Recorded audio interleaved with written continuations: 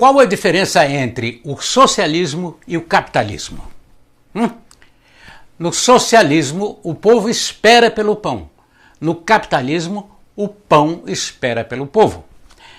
Para vocês terem uma ideia, tem um vídeo antigo do atual candidato a presidente dos Estados Unidos, o Bernie Sanders, em que ele diz coisas muito interessantes ao defender o socialismo. E, entre outras coisas, ele diz o seguinte com relação ao racionamento de produtos alimentícios nos supermercados. Ele diz o seguinte: é engraçado, às vezes os jornalistas americanos falam mal de um país só porque as pessoas esperam em longas filas para conseguir comida. Pois eu acho que isso é uma coisa muito boa. Sabe por quê? Em alguns países não existem filas por comida? Porque os ricos compram toda a comida e os pobres morrem de fome. Bacana o socialismo, né?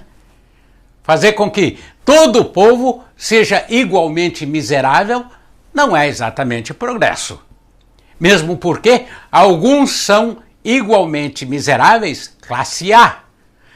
Tem uma estatística lá nos Estados Unidos que diz que 49% das pessoas com idades entre 18 e 20 anos são simpáticos ao socialismo.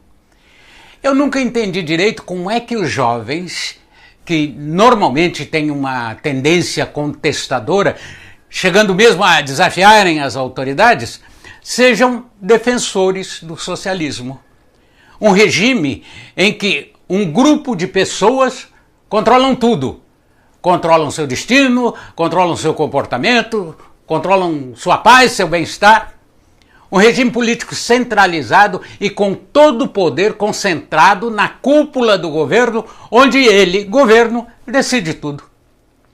Vamos supor que os líderes sejam espertos, sejam carismáticos, com grande poder de convencimento junto ao povo, pessoas bem-intencionadas, grandes líderes. Isso é ótimo.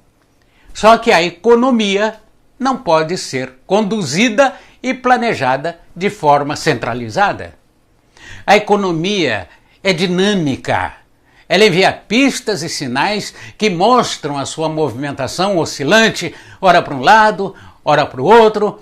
Ela oscila dos consumidores para os produtores e, o mais importante, ela está sempre sujeita à lei da oferta e da procura. E políticos e burocratas não têm conhecimento suficiente para comandar esse dinamismo da economia. Portanto, dar o controle da economia a eles é algo assustador e um risco muito grande. E foi exatamente por isso que a União Soviética teve uma escassez de pão, de sapato, de manteiga, de tudo, enfim.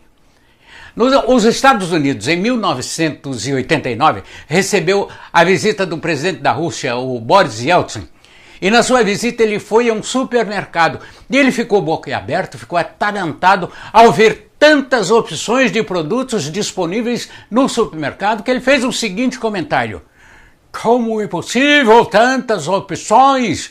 Eu estou realmente perplexo. Eu não sei se é assim o sotaque russo, mas ele falou isso.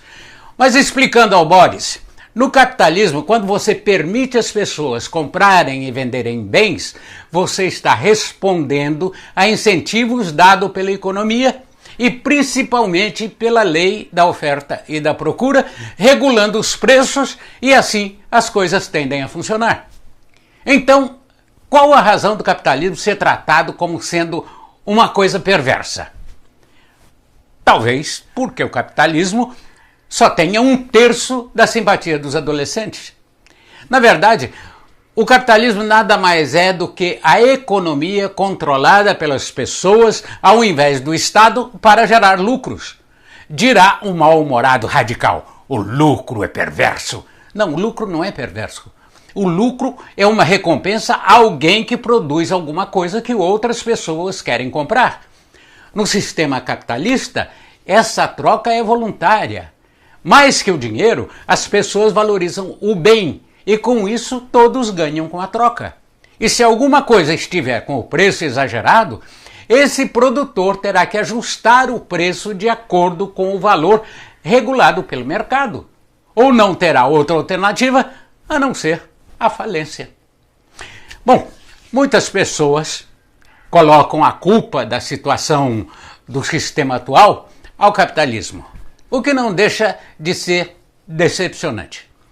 O capitalismo nada mais é do que separar a economia do Estado. Socorrer bancos ou subsidiar corporações, isso tudo é o contrário do capitalismo. Não ponha a culpa no capitalismo por isso. Para mim, a cara do capitalismo é aquele sujeito que arrisca tudo que tem em cima de uma ideia em que ele acredita que transformará a vida das pessoas para melhor. E isso é fantástico. E esse cara se chama empreendedor.